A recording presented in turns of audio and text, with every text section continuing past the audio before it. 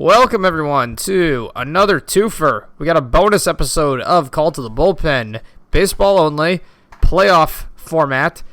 And, my name is Jared Silberkleit.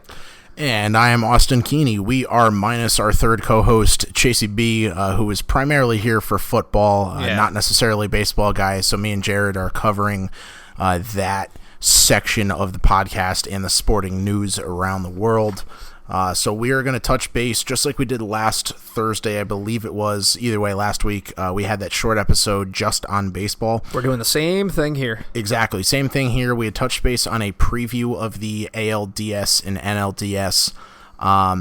I believe that was a game or two into the DS at that point, or it was in the wild cards. It was opening night of the NLDS. Yeah, exactly. So we were barely into the series, if you will. Yeah. Right now, as we speak, all of the division series are over, and we're looking at a Friday start time for the championship series of the National League. That's an 8:09 start time. And then the ALCS is going to start Saturday night. Correct. So with that, we'll touch base on the ALDS, both of them first. We had two different matchups between the New York Yankees and the Boston Red Sox and the Cleveland Indians and the Houston Astros. We'll do the Astros in Cleveland first. What do you got, Jared? This is just a classic case of Houston just came in here and overwhelmed Cleveland 100%. This team proved to be extremely difficult to beat at home during last year's postseason, and that continued here. Even at home, away. They were in Cleveland and they smoked them 11-3. Well, they were down most of the game, and then all of a sudden they just exploded for that inning, just tearing apart the Cleveland bullpen for that barrage in the late innings to ultimately win 11-3. All of Houston's big bats came to play. Correa's still nursing that back injury, but the emergence of Bregman adds so much depth to this offense, and the addition of Garrett Cole adds so much depth to the starting rotation. What was the big question, Mark? Garrett Cole, well, can he pitch in the postseason? What is he doing? Game 2, lights out. And then you've obviously got Verlander who can do that. Keuchel gave you a good start. They didn't even have to dip into Charlie Morton, who went 15-3 with 200 strikeouts this year. Yeah, seriously. So imagine this team They just left one of their better starters on the table to not even use. Imagine this team in a 7-game ALCS or World Series. They're going to end in 4. They're absolutely the favorites right now. Oh, they were the favorites coming into it, and it's crazy to see that they have a chance to actually repeat the World Series. Here's the thing, man. The Astros went 103-59 this year. This is including a stretch when they were down Correa, Altuve, and Springer. Granted, it was only for a hot second, but in that hot second, they went on a little losing streak, and the A's briefly caught up to them in the division. So it's like the Yankees, dealing with some injuries and setbacks, and still they won 103 games. I think if they stayed fully healthy, they might have eclipsed the Red Sox. They were that good this year. They were unbelievable. They've by far, it's not even close, the best pitching rotation in the postseason left at this point, and the lineup is still very deep. Very deep. Yeah, no doubt about that. We had talked about the Astros being favorites coming into the division series, and clearly with the Astros sweeping the Indians 3-0 to move on to the ALCS. And let's not forget either, Cleveland is a good offense. Oh, they're a great team. It's a real good offense. But good pitching beats good hitting. We talked about this last week. Classic case. Good pitching wins championships. Good pitching wins playoffs. And Corey Kluber, he is turning into he's developing a reputation as the playoff choke artist. He's going to give you a dominant regular season, a Cy Young caliber regular season, but in the postseason, he's not making it out of the 5th inning. We've seen it time and time again with this guy. I'm not really going to hold Bauer's feet to the fire too much because he was nursing the injury. He was only available in relief in this series, but they needed him at full strength, and with his limitations, they absolutely needed Kluber. He let him down. Yeah, no doubt about that. Definitely let him down, unfortunately. Sad to see the Indians go out so fast, but the Houston Astros are definitely a force to be reckoned with. So, like we said, they won in 3. They swept the Indians. They will move on to the AL Championship Series to face, unfortunately for us Yankee fans, the Boston Red Sox. Boston beat the Yankees 3-1 in a 5-game series, so they moved on with a nail biter at the end. I mean, close games all relatively, other than Game 3, which was an absolute blowout in a sad game at Yankee Stadium.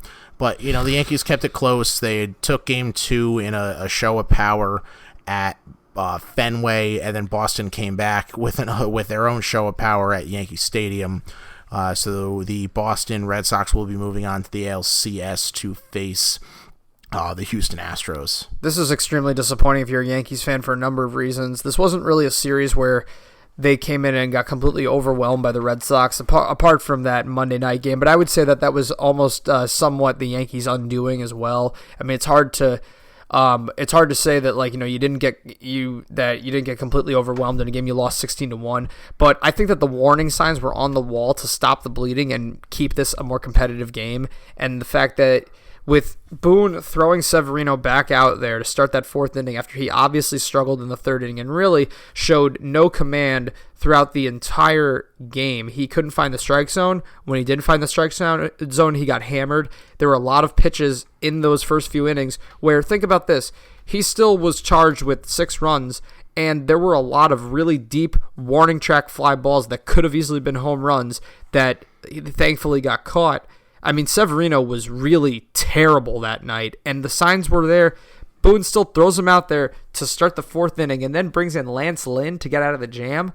Are you kidding me? With your bullpen, all those options you have there, here's the thing. Lance Lynn was serviceable for the Yankees this year. He was not a bad pickup, but you don't bring him into that type of... That is a mid-game save situation. You know what you do there? You go to one of your elite relievers, because guess what? Even though the setup is typically considered to be the 7th or 8th inning, you know what? That's not the game situation. It's the postseason. The rules change. That's the situation. Then you bring in Lynn with a clean slate in the 5th or 6th inning. You want to get some middle innings out of him. I get that. That was not the right circumstance to bring him into that game. And then the fact that you went to Green right after him makes it even more ridiculous. And then Austin Romine pitching in the 9th inning was a cherry on top. But I'm not even going to dwell on that, because then the very next night, Boone makes the same mistake by leaving Sabathia in there when he was obviously struggling. Granted, he didn't get completely mauled like Severino did, but this is do or die. This is back to that wild card game situation where any sign of trouble, you can't afford to have this team fall behind again. And once again, they found themselves in a hole, and they're down 4-0 in the 4th inning. They had that 9th inning rally. It was too little too late. And it sucks because Gary Sanchez narrowly missed out on a game-ending grand slam. But once again, the Yankees failing with runners in scoring position. How did they get those 2 runs in the 9th inning? A hit by pitch and a sac fly. So where's the power in that spot? Where's even a single? Yeah, where's this record-breaking home run Yankee team from the regular season? And even then, that goes back to the conversation before the season. And don't get me wrong, I love Stanton. I love his home runs. I love it. He's a power hitter. I get it.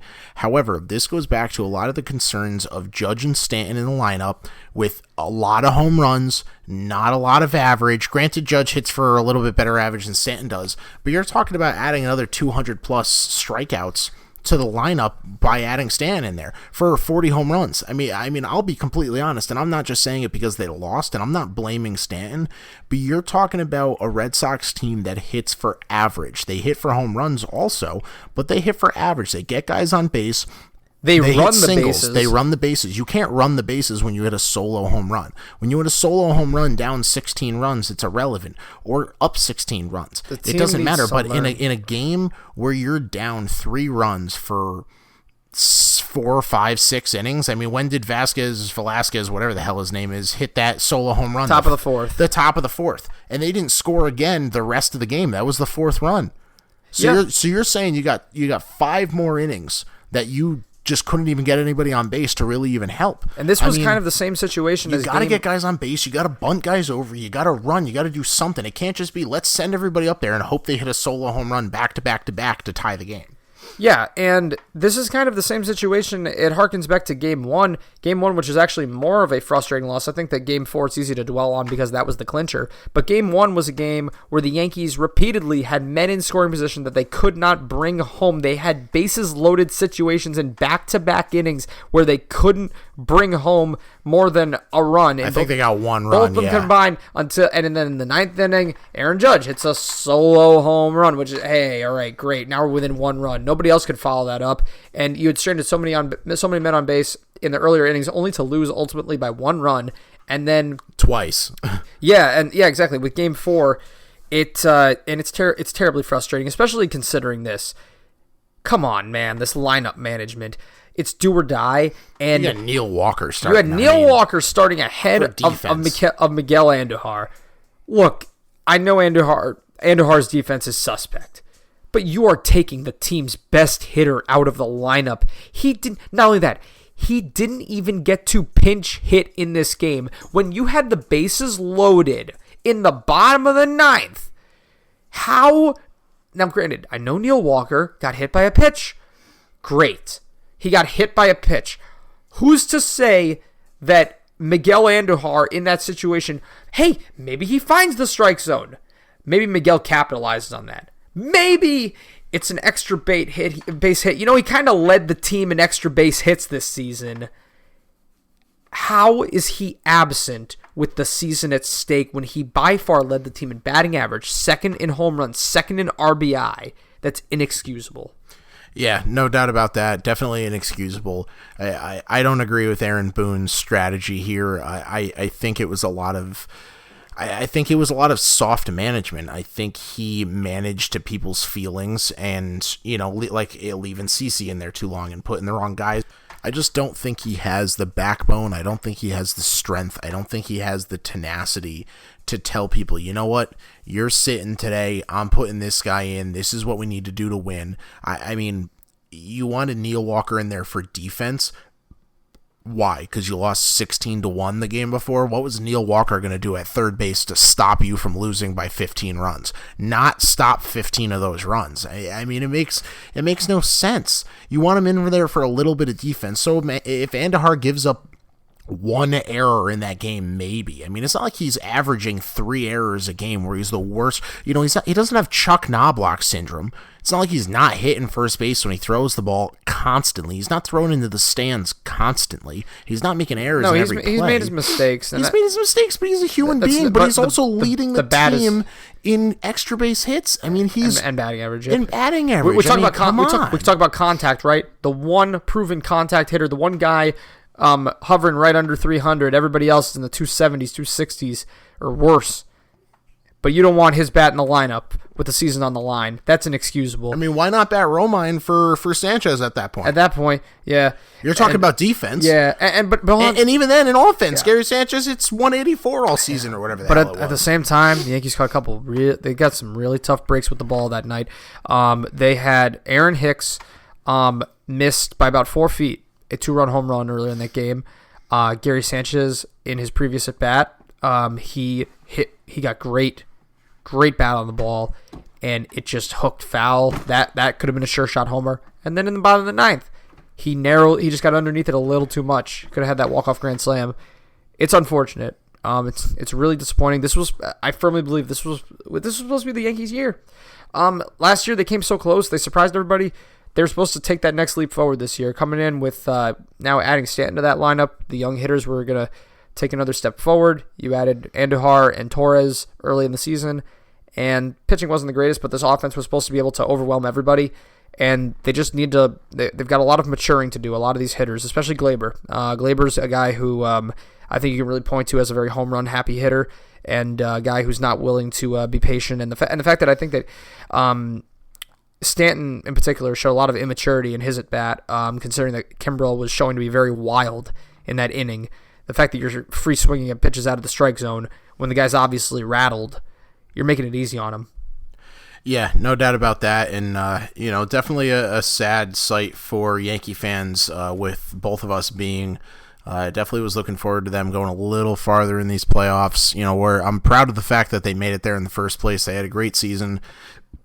And honestly, I mean, other than the fact that they played behind the Boston Red Sox, who literally cannot be stopped, and won more games than I've seen a team win in a very, very long time, They had a good season. Any other division, they were division winners, they were division leaders, and they were making the playoffs without being in a wild card. So, I mean, unfortunately, when you get stuck playing behind a team like that, they got a little bit of the short shaft in the AL East. But nonetheless, when you have an opportunity, you have to make the best of it, and the Red Sox made the best of it. They, beat the Yankees in 4 games, so they will move on to play the Houston Astros in the American League Championship Series, which will start on Saturday, October 13th at 8:09 p.m. At 8:09, yep. So, and congrats to Boston. I mean, great season. Mookie and JD were unbelievable.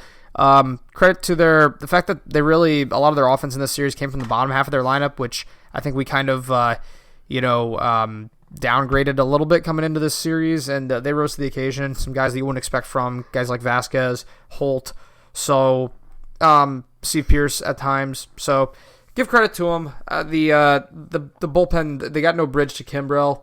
Chris Sale still does not appear to be at full strength, but Eovaldi and Porcello, if they can continue to pitch well, that's going to be huge for that team, especially facing Houston. So, the Red Sox, they won 100 a day for a reason, and they were absolutely the better team here. So, yeah, that was that. Moving on to the National League Division Series. First up, we had the Brewers really just, oh my gosh, they dominated the Rockies in this series. Yeah, and I said this when we were talking about the Cubs and the fact that the Cubs didn't win that wild card game. The Rockies just don't have the tools to make it that far in the playoffs, and that's why I said I would have loved to see the Cubs win that wild card game to make it, because I just think the Cubs had such a better team than the Rockies did, and it sucks to see them lose that wild card. And don't get me wrong, I get it, you got to win to make the playoffs, but I knew that the Rockies were going to get smoked in this series. They just don't have what it takes to hang with these big teams. I mean, they got skunked 2 out of 3 games, 4-0 and 6-0, and then they lost game 1 3-2 in extras. So I mean, that was the only close game that they had, but they didn't even put up a single run in either of the other 2 games just to get smoked by Milwaukee like that. I mean, don't get me wrong, Milwaukee's a great team, but it's just not even enjoyable baseball to see a team come into the playoffs that I honestly, in my full belief, shouldn't even be there. Well, I think, coming down on Colorado a little hard there. Colorado got very hot toward the end of the year. And here's the thing. This was very impressive what we saw the Brewers accomplish here. They've got a deep bullpen, really, really good bullpen. Everybody thought that the Brewers and the Yankees were on a collision course just based on the fact that, their pen depth, which you figure in the playoffs, stars are going to be on a shorter leash, so it's going to favor the teams that have more longevity as far as relievers go. And what the Brewers did here, they shut out the Rockies in 27 of 28 innings of this series. The Rockies scored 2 runs in the top of the 9th inning of Game 1, and that was it. This is an offense with Nolan Arenado, Charlie Blackmon, Ian Desmond, Trevor Story. This is a very, very good hitting team. It's not just Coors Field. These guys hit for contact. These are great hitters. And what the Brewers were able to do here was nothing short of super duper impressive. The performance by their pitching staff and the fact that their guys on offense that they depend on are doing extremely well. So they're the favorites in the National League at this point for good reason. They've absolutely looked the sharpest. So, credit to them. They just took care of business here. That's just what it comes down to. Lack of playoff experience, and it didn't really matter. Then we had the Dodgers versus the Braves. Dodgers won in 4 games. They threatened to sweep, but the Braves held on to keep it alive in Game 3, but they couldn't carry the momentum over. The Braves got shut out in the first 2 games of the series. Again, a very young team coming in here against the Dodgers, who took a step back this year as far as player performances go.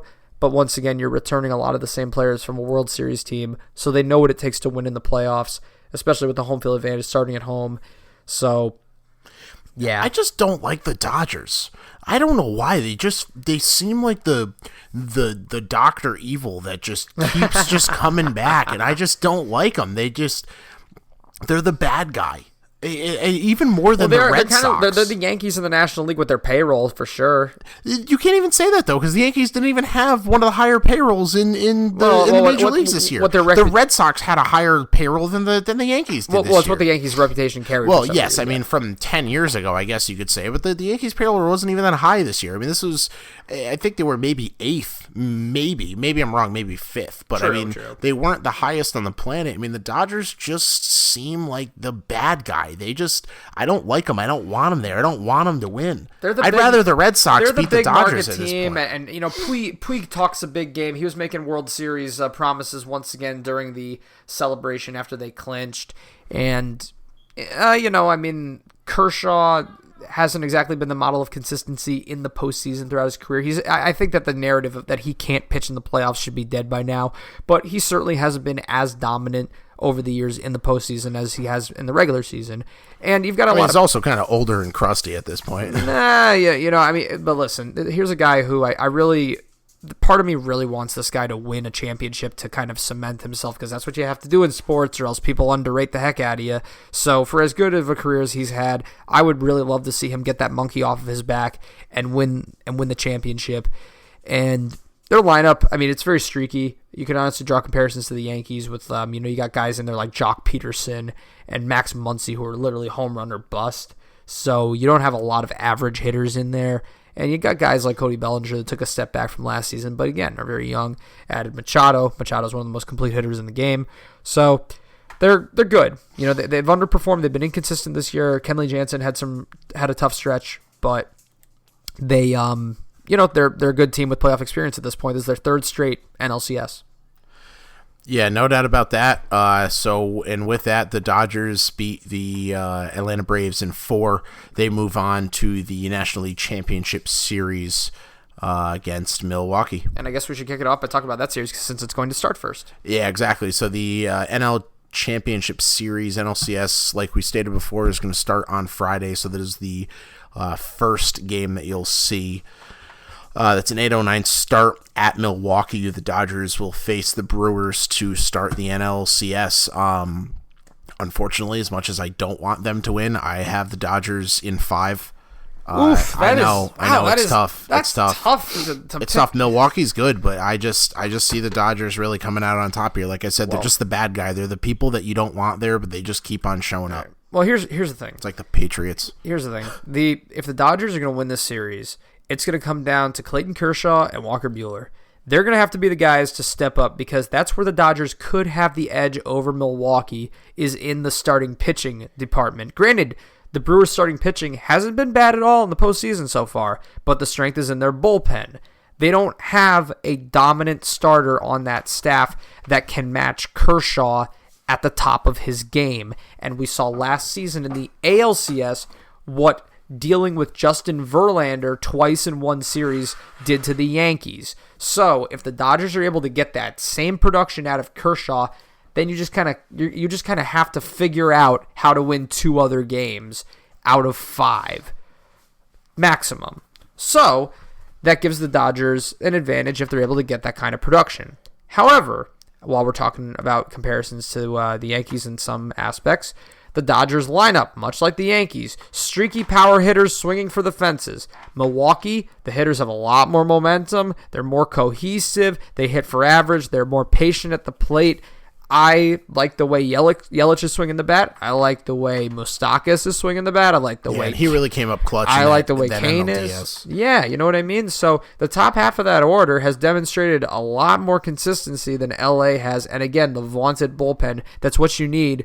That's what the league has turned into, especially in the postseason. It's the long game. It's about holding down the other team in the late innings when it matters. I think that Milwaukee, I've got more confidence in them to do that. I think that their lineup has been, hitting the ball more consistently. So if the Dodgers are going to win, it's going to be due to playoff experience and starting pitching. But I've got more confidence in the Brewers bullpen and the Brewers lineup.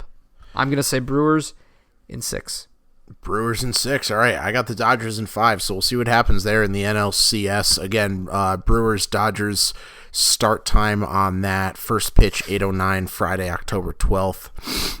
You got that right. We're going to go over to the ALCS. Which is a rematch of last year's ALDS. Correct, and that's going to start with the on Saturday the 13th at 8:09 also. I don't know what's with these 9-minute start times. There's only one game with a 5-minute start time. I don't really understand.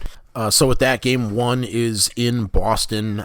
So again, that's the Houston Astros against the Boston Red Sox. I see Houston coming out on top here. The Red Sox are a great team, but that bullpen is just too shaky to handle the lineup that the Houston Astros bring to the table. And the Astros starting rotation, I mean, we've seen David Price in the playoffs. He's just not a playoff pitcher. And I think the Houston Astros have proven that their entire lineup is a playoff rotation is a playoff rotation, and they can really come out and win some of these games. So I'm going to go with Houston in 5. I don't see the Red Sox getting swept. I definitely see them taking one game. You know, if Sale's 100% healthy, he really could win one of the games for them. But I definitely see Houston coming out and dominating this series. So I'm going to go with a 4-1 game match for Houston here. Yeah, it's tough, especially considering that Boston, again, 108 win season. But you just look at the way that this team is put together, the way this starting rotation is put together. And I think that this is where we've been talking about how the playoffs are the long game. Houston's starters have longevity. They're the type of pitchers that will be able to give you that classic 6-7 innings, what's expected of a starter. Personally, I hate this whole bullpen format, even though, the Yankees thrive on their bullpen. So that's what I've been watching all season. I've been seeing starters that go 4 or 5 innings. I hate the fact that this is what baseball has turned into. I don't think that this is what you should game plan for as a team whatsoever.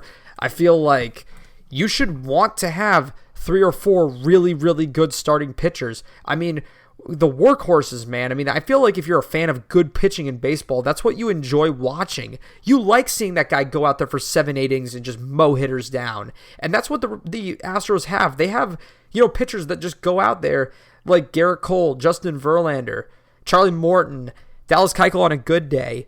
They can go out there, withstand multiple rounds of the lineup, and put them up, get them up and put them down inning after inning. And that's what sets them apart from every other team that's remaining in the MLB postseason. Not to mention what we talked about earlier, the fact that their lineup has taken strides, I think, this year. The fact that you've got Alex Bregman emerging as a real threat there to complement Correa, who's again not at 100%, and Altuve and Springer. So, you've got a team that they've done it before. They did this last year. They beat Boston 3 out of 4 games to advance to the ALCS. Now they get them in a 7-game series. I do think that Boston has enough talent on their team, especially the fact that they're starting this series at home, that they will not get swept here. I don't want to sound like I'm totally counting them out, but just the way that both teams are put together. I mean, hey, on a good day, Boston might even be the better hitting team, but I just think that pitching-wise, the Red Sox don't have a bridge to Kimbrel. They don't have nearly the talent at starting pitching. Eovaldi and Porcello pitch to contact, and every other Astros pitcher pitches to strike out. So that gives them the edge here. I'd be very shocked if Houston loses this series. I'm picking them. You know what? I'm also going to say 5 games. But, if it goes the distance, sure. But I see Houston winning nonetheless. I'm going to agree with you right now and go with the 5, because I just think that if they split the first 2 Fenway games, they will finish the job in Houston. Yeah, no doubt about that. So we're both agreeing with Houston in 5 on that one, which would lead us to, if I'm correct, we're going to go with a Houston Dodgers rematch. If not, then if you're correct, we're going to go with a Houston-Milwaukee. I would like to see Series. I would like to see Houston-Milwaukee because so would I, because I just hate the Dodgers. Like I said, I want the Dodgers to get swept. Yeah, what's so fascinating about it though is the fact that it's a matchup of the Brewers again. I talked about how I really I prefer teams that really have the dominant starters as opposed to relievers. But it's I think that it's really interesting that you would have a dominant rotation versus a dominant bullpen. I think that's a very interesting contrast. I feel like if it was Dodgers-Astros, the Astros would just roll over them. Yeah, Yeah, I just think Houston's the favorite in this. They are. I think they've been the favorite from the beginning, and we talked about that being the favorite to Team's so repeat. good, man. Team's so good. They're really well put together. Yeah. AJ Hinch should be very proud of himself. Very proud of what he's done. Yeah, no doubt about that. They're definitely a team to be reckoned with, and we'll see if they can repeat. They got to get through the Boston Red Sox, who had one of, if not the best record in the major leagues this year. So yeah, it's not going to be an easy feat. We're not saying they're playing, the Tampa Bay Devil Rays in the division series or in the championship series here. So it's definitely going to be a hard feat to get through, but I think they'll get through it, and we'll see the Houston Astros in the World Series alongside either the Milwaukee Brewers or the Dodgers. Yeah, that's what we're thinking, and I want to leave it with this before we sign off. I'm excited for the fact that when we talk about baseball again next week, we're going to be likely coming in mid-series for both of these, unless they both wind up going. Even if they go the sweep route, I think we're going to catch another episode before either series wraps up. So I'm excited for the fact that we're going to be able to give that mid-series analysis, as opposed to with the division series, they were all wrapped up. None of them went the distance, so we pretty much came in with a preview and then a recap. So we'll be able to kind of come in and be like, hey, we're 2-3 games in, like, what's happening? So I'm excited for that. Yeah, definitely. It'll be nice to watch a couple games and really see what's going on and see where we are in our predictions there and what's really going down. If the Dodgers are down 3 games to none, it'll be interesting. Yeah. So we'll see what happens there. But with that is your recap of the American and National League Division series and your preview of both championship series. It should be an interesting one, to say the least, and we should catch you by time both of these series are over. If not, then we will talk to you after the championship series and the preview for the World Series between one of these or two of these 4 teams. And as always, please like us on Facebook, Instagram, Twitter. Follow us on Spotify, iTunes, subscribe on Spotify, also Stitcher, on YouTube. Libsyn. We're also on YouTube now. That's new as of, I think, a week or so ago. So check us out on YouTube. We're going to be putting up some videos there. If you listen to our latest few episodes, we came up with this new idea of the Wheel of Punishment for when we will bet on certain games, and for your feedback, depending on what you guys give for feedback, we will do those certain things for a loss. Obviously, like I said on our last episode, I'm not chopping my arm off or anything, so nothing absolutely ridiculous. Nothing too out of the ordinary. Exactly, but something fun, something that everybody will get a kick out of. If we lose, Jared's got to shave his eyebrows or something. It'd be pretty ridiculous. So definitely give us some ideas. Listen to our last episode breaking down this latest week's NFL season in a preview, season week, and a preview of this coming NFL week. And listen for our next MLB episode. So like I said, check us out on Facebook, Instagram, all the good places. Follow us, share us, talk to your friends. Tell your friends, comment, email, whatever you want to do. Listen to us, talk to us, give us some feedback. Reach out to us. We'd love to give you guys some shout outs if you guys have some good feedback or some good topic ideas to talk about. So definitely let us know what you're thinking so far. Jared, what do you got? This has been Call to the Bullpen. And we are hanging up.